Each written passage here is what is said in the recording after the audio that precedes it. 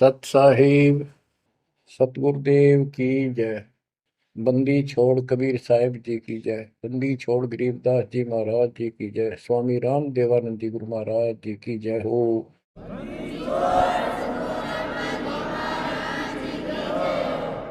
सर्व संतों की जय, सर्व भक्तों की जय, धर्मी पुरुषों की जय। श्री काशी धाम की जय, श्री सुडानी धाम की जय, श्री क्रोथा धाम की जय, श्री बरवाड़ा धाम की जय।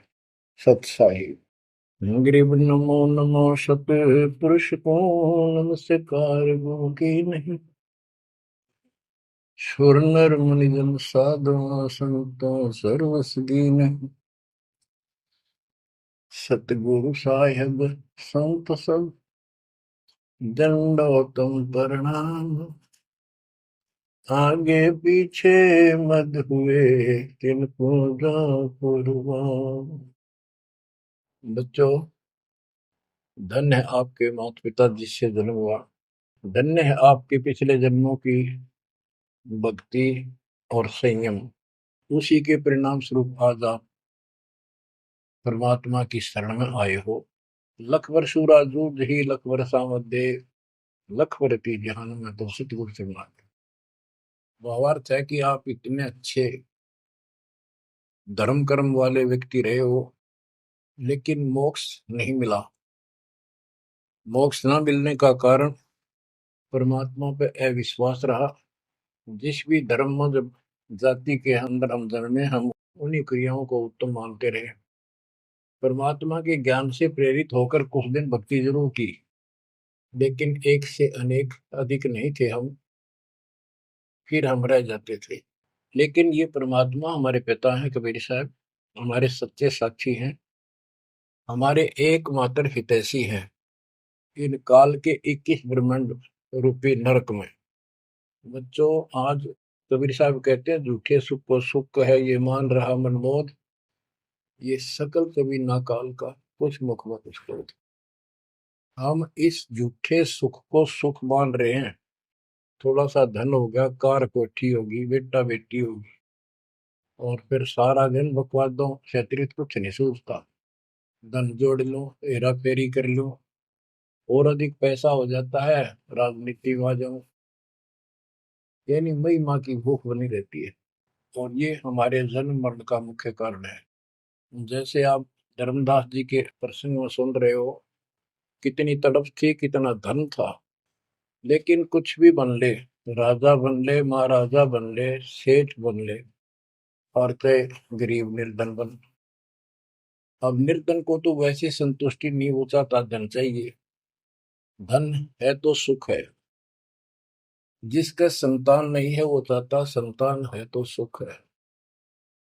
कोई चाहता है मेरा सेठ धनवाला सोचता है कि मुझे कोई सुख नहीं। सुख तो इन राज्य महाराजों को होता है। राज्य महाराजों को सपने में भी सुख नहीं होता। बच्चों, यह बात जिस दिन आपके हृदय में बैठ जाएगी कि ये सुख है ही नहीं, रात को भी नींद नहीं आती इन राजाओं को, नेताओं को। लेकिन कुछ दिन कमांड चलती है इनकी, इसी में फूले रहते हैं। फिर ये भी सोचते हैं कि स्वर्ग में सुख होगा। स्वर्ग के राजा इंद्र, वो भी महादुखी, 24 घंटे टेंशन रहती है, कोई तप करता है और तेरे इस राज ने छीन ना ले। स्वर्ग का राजा नीचे यज्ञ करके या तप करके बनता है, और उसमें एक शर्त होती है कि तेरे शासन के दौरान, तेरे शासन काल में यदि कोई पृथ्वी पे ऐसा तप कर लेगा जो खंड ना हो, कुछ समय निर्धारित है, और 100 अश्वमेध यज्ञ निर्बाध कर गया, तो तेरी पदवी को छीन लिया जाएगा, उसको ये पद दिया जाएगा।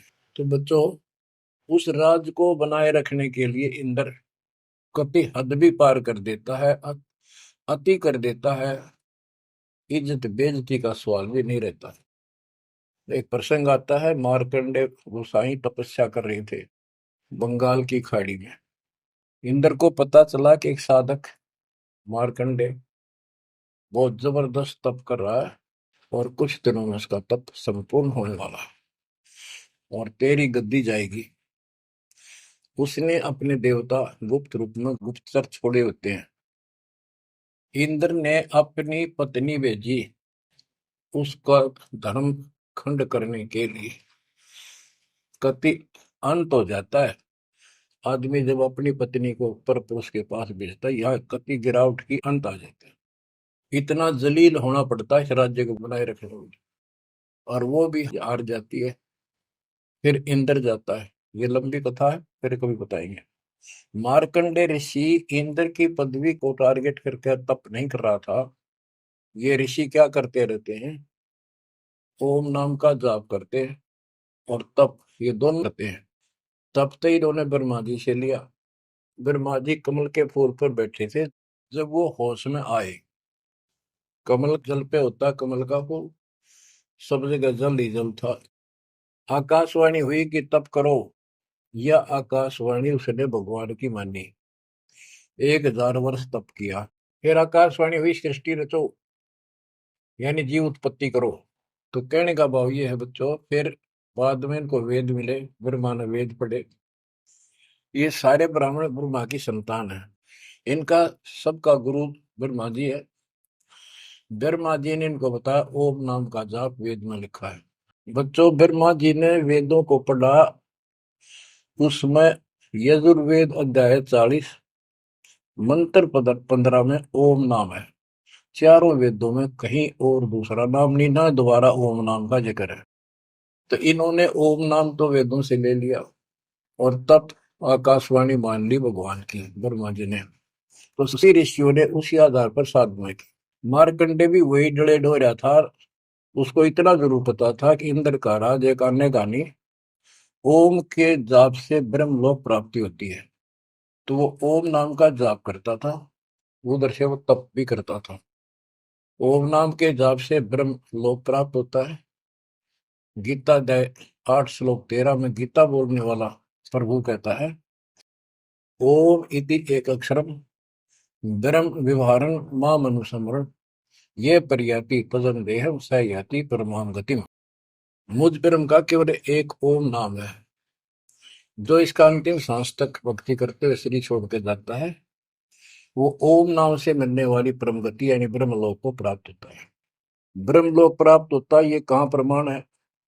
श्री देवी महापुराण 6ठे अध्याय में श्री देवी जी दुर्गा जी राजा हिमालय को बताती है। राजा हिमालय कहता है जी मुझे मोक्ष मार्ग बताओ। वो देवी का परम भगत था। देवी ने राजा हिमालय को बताया कि ओम नाम का जाप कर, इससे ब्रह्म की प्राप्ति होगी। दिव्य आकाश रूपी ब्रह्म लोक में रहता है। इति सिद्धम, ओम नाम के जाप से ब्रह्म लोक प्राप्ति है। गीता अध्याय 8 श्लोक 16 में लिखा है कि ब्रह्म लोक में गए साधक भी पुनरावृत्ति के अंदर है, दोबारा जन्म मृत्यु में आते हैं। अब जो साधना कर रहा है उसको कति उत्तम मान के कर रहा है, ना तो करे को नहीं, इच्छा ही नहीं बड़ा उसकी। बताओ, इनको ये नहीं बता तुम कर के रहे हो, इसका प्रतिफल क्या हो। एक कथा सुनाऊं, छोटा सा चुटकुला, सच्चाई है, चुटकुला नहीं। उदाहरण, दास के पास एक बहन अपनी दूसरी बहन को लेके आई। उसका पति शराब पिया करता और रोज पीटे, झगड़ा रखे। तो जो लेके आई थी उसका पति भी इतना नालायक था। परमात्मा ने दया करी, वो सुधर गया और तगड़ी भक्ति करने लग गया, खूब सुधर गया। चर्चा होगी गांव में। तो वो बहन बोली जी मैं तो अपनी बहन को देख के आई हूँ, इसके तो सारे सुख हो गए। मैं बेटी आपके भी होंगे, आपको ये हमारी मर्यादा का पालन करना पड़ेगा। वह बोली जी मैं ये व्रत ना छोड़ दूं, 16 शुक्रवार के व्रत करती हूँ। 16 शुक्रवार के व्रत करने हैं, वो तो 5-6 हुए हैं मेरे। मैं बोला हमारा नाम लेना बेटी, वो सब त्यागने पड़ेंगे। ये व्रत रखते किस उद्देश्य से है, कि लाभ होगा आपको। फिर पता लगा, बताई थी किसी ने, अब तेरा पति शराब छोड़ देगा। मैं बोला पहले 16 शुक्रवार व्रत के प्रतिफल बताऊं के उसे, इसका लाभ क्या है। ये आन उपासना, ये डले डोने वाले क्या बताते हैं कि एक बहन का पति परदेश में गया था और वो 2-3-4 साल तक आया नहीं। उसने किसी ज्योतिषियों से दिखाया, पतरे हाथ दिखाए, किसी ने बता दिया कि तेरा पति तुझे भूल चुका है, तेरी याद नहीं रही है, माता संतोषी के व्रत रख 16, तेरा पति वापस आ जाएगा। उसने व्रत रखने शुरू किए, शुक्रवार के 16वें दिन, 16वें व्रत वाले दिन वापस आ गया। ये है इसका फल। और मैं बोला तेरा पति रोज आवे रोज कुटे, गाड़ेगी तू इस बता के, फूकेगी इन बर्ता, बुद्धि कान रखेगी तुम्हारी। तंते रखना नहीं चाहिए, 2-4 दिन ना हो तो बढ़िया, पिटाई देना हुआ है। कहने का भाव यह बच्चों, इन गुरुआ गांव बिगाड़े संतो गुरुआ गांव बिगाड़े, ऐसे कर्म जीव का लागिए कीव जड़े नहीं जाड़े। तो मार्कंडे ऋषि इंद्र से कहता है, इंद्र तू इंद्र की पदवी छोड़ दे, अगले जन्म में गधा बनेगा। इंद्र कहता जी फेर की फेर देखी जाएगी, अब तो मौज करने दो। बता, हमारी बुद्धि यहाँ तक सेट हो चुकी है। फेर के देख गधे पाछे तो कुमार देखेगा, कड़म मारेगा लठ, 2.5 मिनट का धरेगा सामान कमर पे। मार्कंडे ऋषि उसको कहता तू मेरे वाली साधना कर ले, तुझे ब्रह्म लोक पहुंचा दूंगा। बच्चों, वो कहते हैं ना, बेड की लात गुडने तले तले, ये कहीं जा लो, इनका ये इतना ज्ञान है, इतनी इनकी अंतिम भक्ति है। अब प्रसंग चल रहा है धर्मदास जी का। ये जड़े धर्मदास जी ने खूब डो लिए थे, और जब आंख खुली, ओए होए होए, अब परमात्मा उनको छोड़कर चले गए। दोनों पति पत्नी देखते ही रह गए, आंखों में आंसू टपक रहे थे। ओझल हो गए भगवान जब गली से अंदर आए, राग खूब रोए अंदर बैठ के। ताकि पता नहीं आऊंगे कि ना आऊंगे ना, ये गांव नाम बताते, ये भी कमाल हो गया। परमात्मा कराते आए तो धर्मदास जी ने बोले खुशी मनाई, शरण पकड़ के बहुत कुछ प्रश्न उत्तर किए।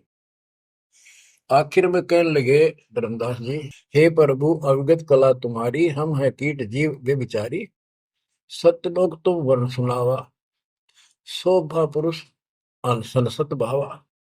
हे परमात्मा आपने सतलोक बताया, आपने परमात्मा की शोभा बताई, रहने वाले हंसों का भी बड़ा गजब का सुख बताया। कैसे न देश राज वह आही, चित इच्छा प्रभु देखन ताई। कि वो कैसा देश है, कैसा लोक है, मेरा मन करता है उसमें देखो।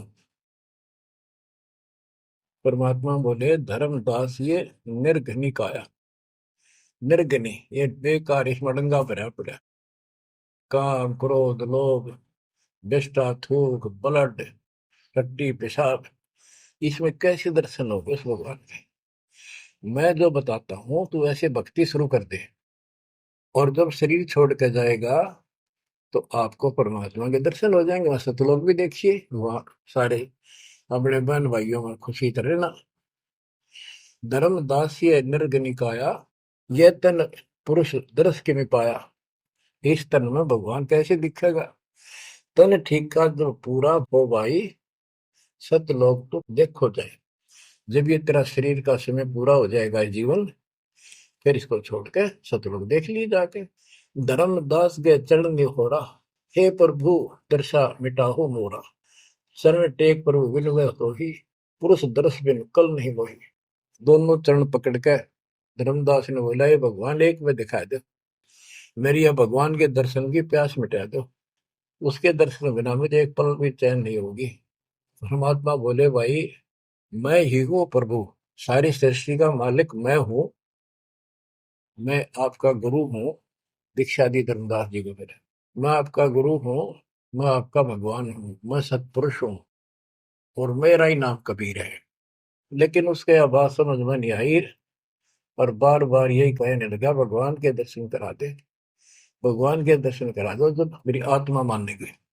बच्चों विचार करो, पहले हम किसी की भी भक्ति शुरू कर दी, राम की, कृष्ण की, शंकर भगवान की, विष्णु भगवान की, किसी की भी, और सब स्वर्ग बताया करते। कदे मई का अगला स्वर्ग दिखाओ, हमने जब मानूंगा। पर जब ठीक ठिकाना आता है, ये मन अड़ियल घोड़े की तरह अड़का खड़ा हो जाता। तीसरे केवल बकवाद करवानी, अच्छे राह पर लगते समय सौ बाधा पैदा करता। ये मन अड़ रहा था। गुप्त भय प्रभु अविगत ताता, धर्मदास मुख आवन बाता। जब इतनी जिद करी परमात्मा अंतर ध्यान हो गया और धर्मदास वो खोले रह गया, ना हाँ करे ना बोले या के बनी। क्या कहने लगा, मैं मतिहीन कुमती मोहि लागा, मोहि सम कौन है जग में बागा, मैं मूर्ख प्रतीत न कीना, अस साहिब के मैं नहीं चीने। अब कौन विधि दर्शन पाऊं, दर्शन बिना मैं प्राण गवाऊं। चरणोदक बिन करुण अग्रासा, तदो शरीर कह धर्मदासा। अब क्या कहता है, मैं बड़ा निकम्मा, मैं दुष्ट आत्मा, मतिहीन, कितना मुंह ला लिया भगवान ने मेरे को, और देख मैं कितनी जिद कर गया। मेरे जैसा निर्भाग धरती पर नहीं। मैं मूर्ख, मैंने भगवान पर विश्वास ही नहीं किया। फिर वो बुरी तरह, इस मन की या गंदी आदत है। अब कौन विधि दर्शन पाऊं, दर्शन बिना मैं प्राण गवाऊं।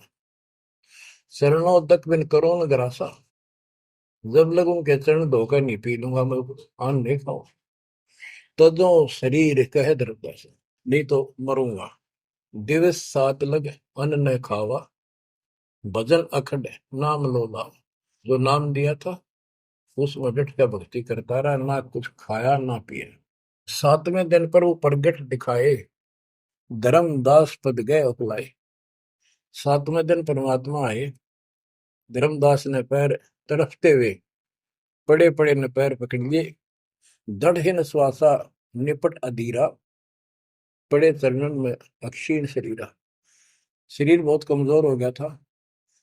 धरती में पड़े पड़े न सरक के वाले के चरण पकड़ लिए। कर गए साहेब तही उठावा, शीश हाथ दे अंक मिला।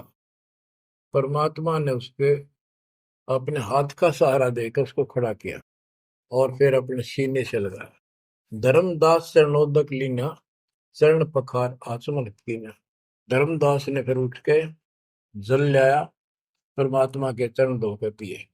परमात्मा बोले, हे धर्मदास, प्रसाद कुछ पाओ, कुछ खा लो। कर प्रसाद तो मुंह पे आओ, मेरे पास आओ फिर तो, और फिर मैं तुझे सारा ज्ञान बताऊंगा। तो धर्मदास ने जल्दी जल्दी कुछ खाया। उसका ये टेंशन थी कि चले ना जा। थोड़ा बहुत खाया, पानी पी कर पटदे से आगे बैठ गया। धर्मदास का शरनाई सुन प्रभु अगर अपार, 7 दिवस कहाँ रहे, कौन देश पगडार। तो परमात्मा से पूछने लगा, है भगवान आप कहाँ रहे, कैसे कैसे रहे, कहाँ गए। फिर उसी बात पर आकर गया, हे प्रभु चिंता गण करो मोरा, पुरुष दर्श देव करो निहोरा। हे प्रभु चिंता गण गौ मोरा, पुरुष दर्श दिखाओ करूं निहोरा। मैं हाथ जोड़ूं, आपके निहोरे निकालूं, मुझे भगवान के दर्शन दिखा दे। परमात्मा कहते, धर्मदास ये हट का कर हो, मानो शब्द शीश पर धर हो। मैं तो कहूँ वो मान ले तू। हमरे गहे पुरुष पे जय है, बिना गहे वो हजार न पे। अब मेरे नाम को तो ठीक से जप, मैं मिल गया गुरु के बिना उस भगवान की प्राप्ति नहीं हो सकती। हमसो पुरुष ऐसा आही, जल तरंग जल अंतर नाही। कि भगवान में मेरे में इतना अंतर समझ ले, तो इतना भी अंतर नहीं है। जैसे समुद्र से लहरें उठती है, लहर और जल अलग नहीं होता। बच्चों, धर्मदास जी को खूब समझाने की चेष्टा की कि हमरी सूरत गहो चितलाई, तभी पुरुष पतन। मेरे को भगवान रूप समझो, तब मालिक की प्राप्ति होगी। से हृदय प्रतीत अस आने, गुरु और पुरुष भिन्न नहीं जाने। गुरु और परमात्मा को अलग नहीं समझा है। तो शिष्य में ऐसी श्रद्धा होनी चाहिए। जब लो चित असरीति ने आवे, जब लग ऐसा भाव नहीं होगा, तब लग जीव लोक नहीं सतावे। धर्मदास चित बहु सकाने, चरण टेक वो विनती ठाने। सारा कुछ कह लिया भगवान ने, पर उसने अपनी बात को ऊपर रखा। परमात्मा भी चाहते थे कि मैं एक अपना आई विटनेस तैयार करूं। हे प्रभु सत कहो तो पाही, तुम ते कुछ तुष्टाई नहीं। मोरे तुम पुरुष हो स्वामी, यम त छुड़ाओ अंतर्यामी। हो प्रभु, वर्णव लोक की शोभा, ताते आदि मोर मन लोभा। आपने इतना सुंदर लोक बताया, वहां के इतने सुख बताए, तो इसलिए मैं देखना चाहता हूँ। तब लीला बहुत हम देखा, आपके चमत्कार मैंने बहुत देख लिए। पुरुष दर्श बिन रह ये रेखा, भगवान के दर्शन नहीं कर लूंगा इतना मेरे मन का दोष निकले नहीं। जो किंकर पर हो दयाला, तो छिन में होएगा पुरसाला। कि मेरे दिल का कांटा जब निकलेगा, जब आप यह दया कर दोगे। तब परमात्मा ने कहा, धर्मदास ठीक है, चलो। बच्चों, उस समय परमात्मा कबीर जी और धर्मदास अकेले उसके एक बगीची सी थी, उसमें थे, दोनों ही जने थे। धर्मदास जी की आत्मा को लेके परमात्मा ऊपर चले गए। पीछे से लोगों ने देखा, घर वालों ने जाके देखा, धर्मदास आया नहीं, क्या हो गया। वो बेहोश पड़ा, जैसे कोमा में होता है, मरा नहीं। 3 दिन तक ऐसा रहा। मालिक को ऊपर लेके गया। धर्मनी जो ऐसो चित के ना, तन तद चल लोक प्रवीणा। छोड़ इस शरीर को, चल मेरे साथ। राखो तन गौर ले हंसा, ता पहुंचे जा काल ही संसा। क्षण एक में पहुंचे जाई, अवगत लीला लखे को पाई। शोभा लोक देख सुख माना, और उदित असंख्य शशि और भाना। इतना प्रकाश उस लोक का, जैसे असंख्य सूर्य और चांद उदय हो गए हो। परमात्मा कबीर जी जिंदा बाबा के रूप में थे। जब सतलोक में पहुंचे, और जब उस परमात्मा के महल के सामने सतलोक में संतरी खड़ा था, परमात्मा बोले, भाइयों, मृतलोक से एक हंस आए हैं, धर्मदास इनका नाम है, और इनको वह परमात्मा के दर्शन कराओ सतपुरुष के। द्वारपाल ने एक और भगत को बुलाया और कहा, इनको सतपुरुष के दर्शन करा के लाओ, महल में ले जाओ, दरबार में। जब वो लेके चला धर्मदास जी को, बहुत से भगत और आगे हंस, हंसनी, यानी जैसे यहाँ भगत कहते हैं वहाँ हंस कहते हैं, भगतमती कहते हैं, वहाँ हंसनी कहते हैं। हंस का अर्थ है, हंस एक पक्षी है जो बुगले जैसा होता है, कति सेम टू सेम। लेकिन उसका गुण ये होता है, वो मांस मच्छी नहीं खाता, भूखा मर जाएगा, केवल मोती खाता है। अर्थात संत भगत वो होता है जो सब बकवाद छोड़ दे, केवल राम नाम के मोती सेवा सुमन दान करे, उनको हंस कहते हैं। तो काफी हंस इकट्ठे होकर आगे भगत और हंसनी भगतमती। बच्चों, जैसे दास बताता रहता है, जो बच्चे स्कूल में सुख लेना चाहते हैं और वहां बकवादों में लगे रहते हैं, वो सदा दुखी होते हैं। अपनी पढ़ाई पूरी करके बढ़िया नौकरी मिल जाए, फिर नाचो गाओ, वहां सुख लो सारा। नाचने गाने का मतलब यहाँ पृथ्वी लोक पर रहना नहीं। भाव ये है कि जब आप सतलोक चले जाओ तो वहां मौज करियो सारी। यहाँ काहे का नाचना और कित का गाना, एक पलक में पता नहीं क्या हो जाए। तो जैसे सतलोक में दूसरे धर्म वाले कई कहते हैं, जो सतलोक की महिमा बताते हैं, कि सतलोक में प्रकाश ही प्रकाश है, वहां और कुछ है ही नहीं। वो आत्मा उसमें ऐसे मिल जाती है जैसे बूंद समुद्र में। ये पूरा राधा स्वामी पंथ, सत्ता सौदा वाले, सरसा वाले, गुरुदेव वाले, और भी सब इस यह रटला रहे, वहां कुछ नहीं है। और आंखों देखा धर्मदास क्या बताता है, वाणी पढ़ता हूँ, ये वैसे लिखी हुई है पुराने समय की, शुद्ध नहीं है इतनी, लेकिन अर्थ गजब का है इसका। कहते हैं, जित देखा जगमग झलका ही, देखत हर्षित भय ही भाई। धर्मदास ने जहां देखा, इतनी सुंदरता, प्रकाश में गजब का नूर, चमक, देख देख खुश हो रहा है। द्वारपाल हंस जो रहिया, ता में एक हंस से कहिया, ए हंस, तुम जाओ लिवाई, पुरुष दर्श दे आनो भाई। इसको धर्मदास को ले जाओ, परमात्मा के दर्शन करा के वापस यहीं ले आना।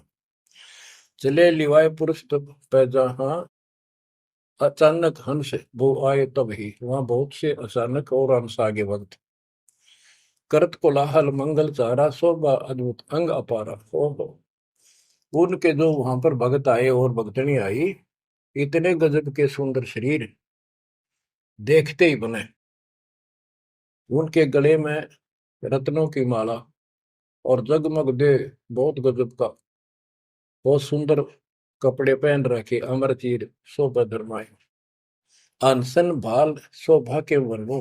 धर्मदास कहता है कि उन हंसों के माथे की शोभा क्या बताऊं, बहुत गजब की। रवि करतारों में षोडश चंद्र भाल छिवि लहु, यानी 16 चंद्रमा का प्रकाश हो उनके माथे की, इतनी चमक थी, इतना नूर था।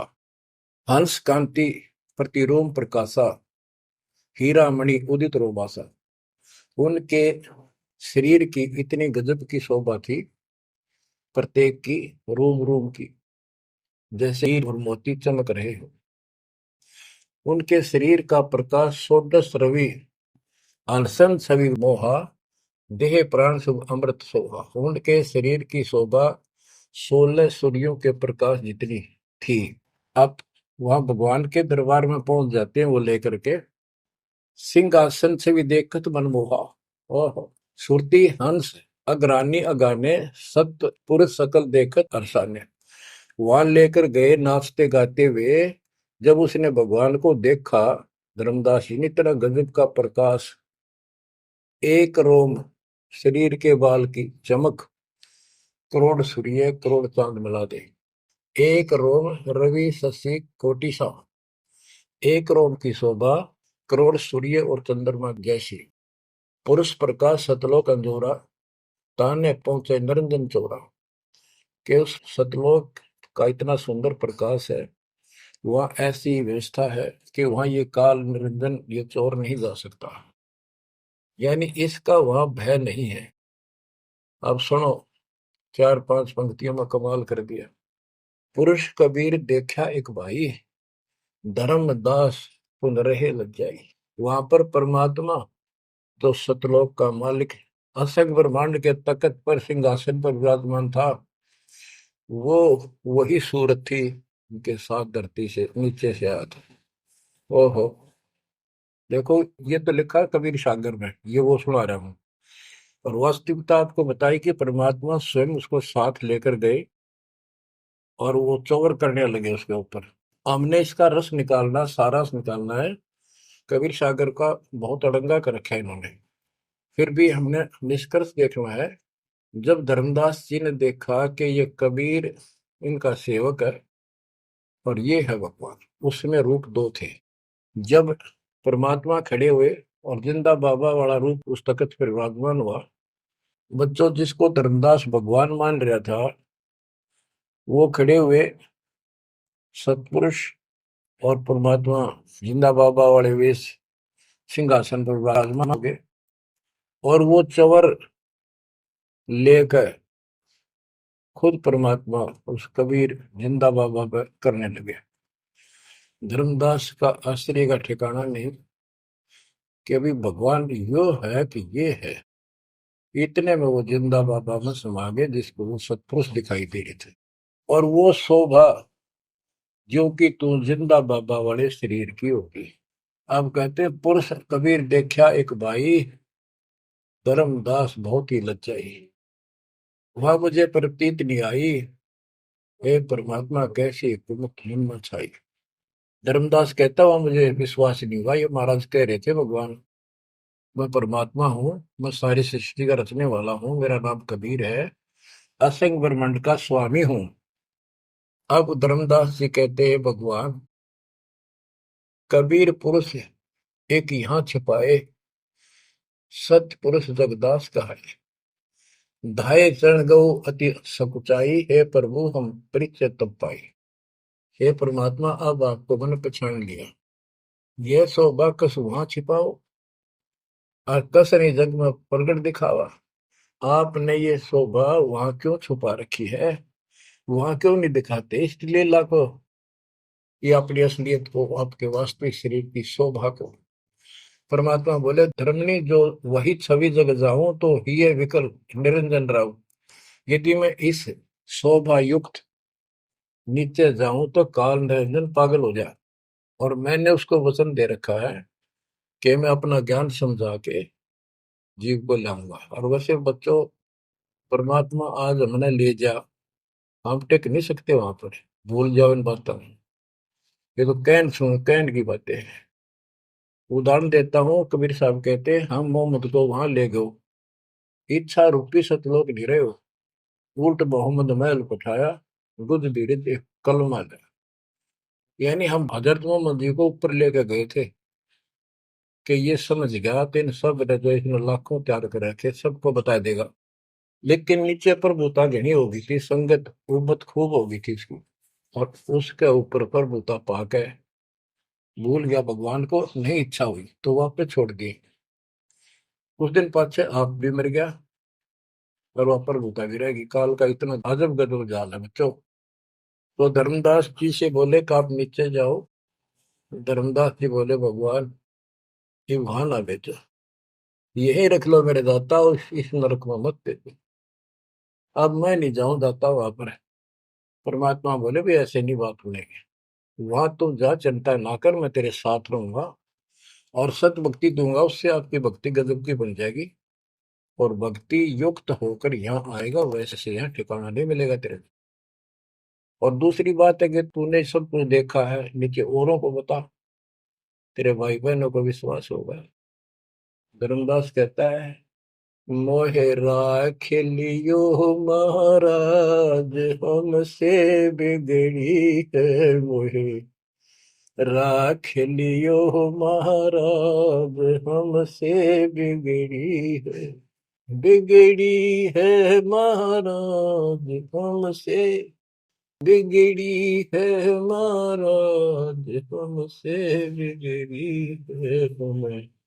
नांगा लो महाराज काल की नगरी है तुम्हें, ना भेजो महाराज काल की नगरी है। रो बुरी तरह, जैसे किसी ने आग में धकाया कर जबरदस्ती मर तो नौकर राख लो महाराज, हम गंदे इंसान से। अब पता चला उन सारे भक्तों ने बताया तुमने ऐसी गलती करी थी भाई, इसलिए दुख पा रही कि हमने खुद बिगाड़ी अपनी किस्मत। तुम रख लो दाता, ना वे जो मेरे मालिक, पैर पकड़े रोवे। परमात्मा बोले भाई ऐसा ना कर, वापस चल और वहां पर मैं तेरे साथ रहूंगा, भक्ति कर, कोई दिक्कत नहीं आने दूंगा मैं तेरे को, चिंता ना करी, तेरे पीछे पीछे न फिरूंगा मैं। और ये सारे ठाठ मैंने दे रखे थे तेरे को वहां पर, ना काल तो तेरा कचू मन निकाल दे 1 मिनट में। धर्मदास को फिर हौसला हुआ और तीसरे दिन शरीर में वापस आया। आसपास सारे रिश्तेदार भी आ गए 3 दिन में। सारा गांव क्यों सेठ था, पैसे वाला था, लोग सुगरदे बैठे, ना मरता ना जिंदा, इसका क्या हाल हो गया। परमात्मा ने बताया मैं काशी में हूँ, एक जुल्हे का काम करता हूँ, मेरा नाम कबीर है, मेरा गुरु रामानंद जी है, स्वामी रामानंद, जो वहां के प्रसिद्ध संत हुआ करते थे। धर्मदास जी सचेत हुए, उठे तो देखा चारों तरफ हाहाकार में, चारों जिंदा हो गए तो एकदम खुशी की लहर आ गई। आमनी भी रोए, तो वो कहने लगा क्या हो गया तुमको। तो बोले आप तो मर गए थे, ना मरो थे ना जियो थे, अचेत पड़े थे, बेहोश थे, हमको टेंशन हो गई थी कि मरेंगे। तब उसको विश्वास आ, नहीं तो सपना मानना वो। ये मन इतना दुष्ट है, इतना उल्टा चल रहा है, जब ठीक ठिकाने की तरफ चलता है जीव, परमात्मा कसर नहीं छोड़ते, ये उसका बाप है। तो तब धर्मदास को विश्वास हुआ रे तेरे की, सचमुच में तो सचखंड गया, सतलोक गया था। फिर उनको बताने लग गया सारी, मैं वहां गया था, सतंदा बाबा भगवान है, खुद है, सारी सृष्टि के रचने वाले हैं, ब्रह्मा विष्णु महेश, तब उनके सामने कुछ भी नहीं है। वो रिश्तेदार आए थे तो चले गए, पागल हो गया, भांडन दे, जिंदा हो गया, शुक्र है। लेकिन जिसका लागे वो तंग है। धर्मदास काशी पहुंचे और देखे दुल्हे के रूप में बैठे वह सूरत ज्यों की त्यों चरणों में पड़ गए। आसपास के कॉलोनी के लोग आगे बुलाए, बताओ पूछे कौन है ये? धर्म सेठ है, ऐसे ऐसे काशी का प्रसिद्ध सेठ है, नवा का बांधवगढ़ का। और सब नौके देख किसी पागल हो रहे लोग इस नीरू के पुत्र को भगवान मानते हैं, इनकी अकल पर पत्थर पड़ी। यानी जुलाहे भी ये बात बोले, जो देखा वो यही कहे। धर्मदास जी ने चरण पकड़ कर छोड़े नहीं, परमात्मा गलती बहुत होगी, हे दयालु माफ करो। जब परमेश्वर ने उसको कहा, बच्चा तेरा दोष नहीं, इस काल ने सबकी बुद्धि फेर रखी, और जो भी ये सारा संसार आपको दिखाई देता है ये कुछ भी नहीं है। एक सेकंड में मृत्यु हो जाती है इंसान की, और फिर कुत्ते गधे बनाकर छोड़ देता है। इसने तो सच्ची भक्ति करने नहीं देनी, या सच्ची भक्ति या जैसी भी आस्था मैं ही जीवों की बनाए रखे हुए हूँ। उस टाइम तो धर्मदास जी सारी मान्य था, वो बात ही नहीं रही। अब परमात्मा बोले, धर्मदास आप अपने घर जाओ, और बच्चा मैं वही आऊंगा तुम्हारे पास। धर्मदास बोला, जी आइयो, मेरा बेटे ने भी समझाइयो, और आमनी ने भी सतनाम दिया, बेटा भाई मैं आऊंगा पक्का। धर्मदास चले गए, परमात्मा वहां आमनी को नाम दिया।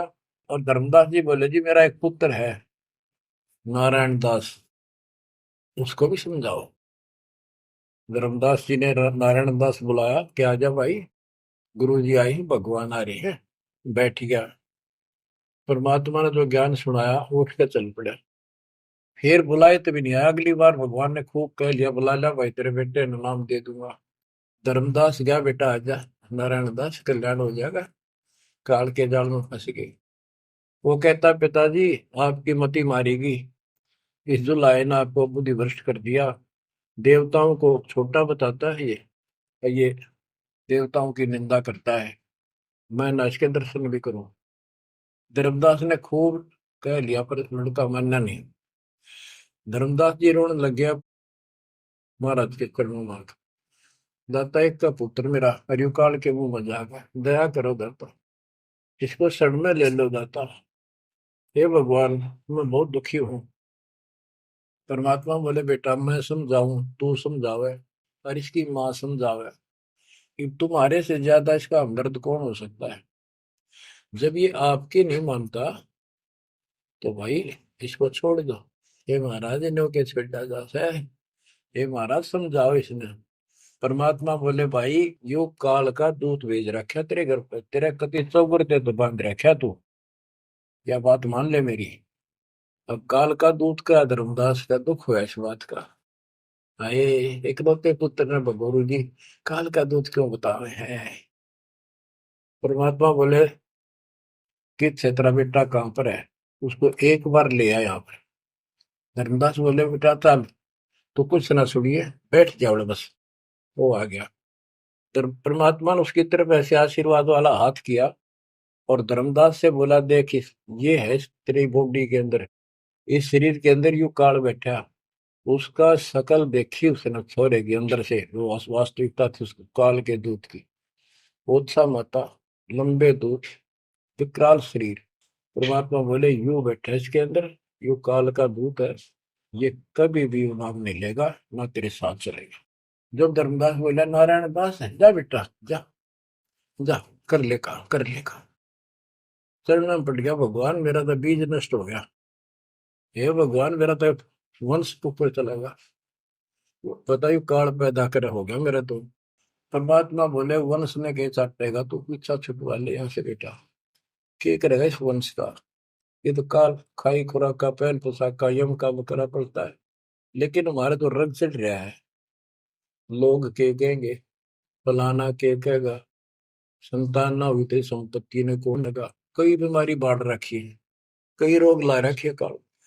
परमात्मा बोले, ठीक है, तेरे को मैं अपना बच्चा, अपना हंस भेजूंगा, और आज से 1 साल के बाद तेरे घर में पुत्र उत्पन्न होगा, उसका नाम चूड़ामणि रखना। उस समय बताते हैं धर्मदास की उम्र 80 साल की हो चुकी थी और आमनी देव भी वरदौलिये थे। ये धर्मदास के आप विश्वास हो गए, ये मालिक हे परमात्मा, इस उम्र में कौन कैसे बच्चे होंगे हमारे, हम तो कति वृद्ध हो चुके हैं। तब दाता ने कहा, देख उधर देख, तेरे आंगन में एक छोटा सा बच्चा ऊपर से आया, आंगन में हाथ पैर मारे नो, एक पत्ते के ऊपर लेट गया आके, साथा आया पत्ता से, ये तेरे घर में 1 साल के बाद आएगा।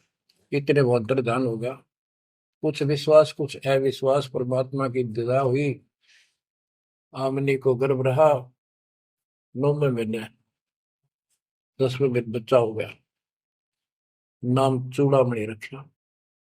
पर तू कुल की चिंता करता था, तेरा 42 पीढ़ी तक तेरा वंश चलेगा, चिंता ना कर।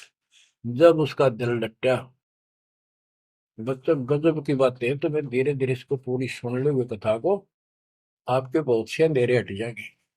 अब परमात्मा ने चूड़ामणि शाना हुआ, उसको दीक्षा दी, उसी को धर्मदास जी को भी गुरु पद दे दिया था। पर बोला तो किसी ने मंत्र ना दिया, सारा सार नाम तक दे दिया उसको, और कसम खवा दी कि ये नाम किसी को नहीं बताएगा। जब धर्मदास डिगमग देखे तो उसके लड़के को गुरु पद दे दिया चूड़ामणि को, केवल 5 नाम, ये 7 में से 5 बीच बीच के दिए, और बेटा इसी को तू आगे देता रहना, तेरे गुरु पद दे दिया।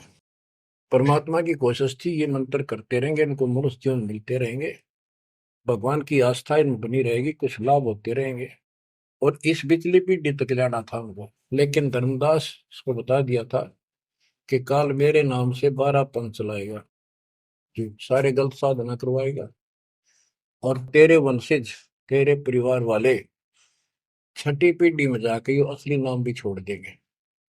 एक टकसारी पंथ होगा, उसकी साधना शुरू कर देंगे, तो एक आने की नहीं होगी। जो इब सारे धर्मदास वाले गामा खेड़ा वाली गद्दी में वो टकसारी वाले की साधना चल रही है, वो 5 नाम भी गए। फिर धर्मदास रोने लग गया, ये मालिक इनका उद्धार कैसे होगा।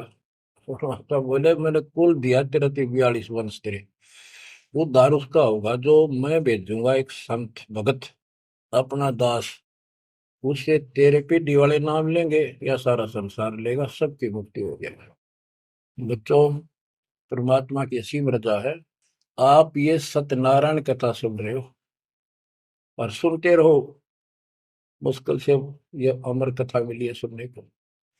मालिक आपको मोक्ष दे, सदा सुखी रखे। सत साई।